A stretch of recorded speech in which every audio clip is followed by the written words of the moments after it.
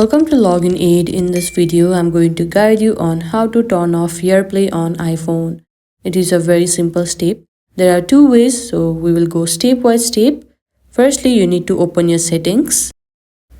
Now there you can see Bluetooth, tap over there. Currently, you can see that my Bluetooth is on, so you can toggle off the button. This is a temporary way to turn off AirPlay on your iPhone. If you want to turn off AirPlay permanently, you need to go back.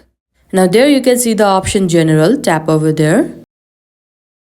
You will be led to this kind of interface. Here you can see the option AirPlay and handoff. Just below AirDrop, tap over there. And at the first you can see the option Automatically AirPlay. You need to tap over there. Currently mine is on automatic mode, or your may be in AUX or automatic. But to turn off you need to simply tap on Never. And this is how you can turn off AirPlay on iPhone until you change it back. I hope you found this video helpful. Don't forget to like this video and subscribe our channel Login Aid. Thank you.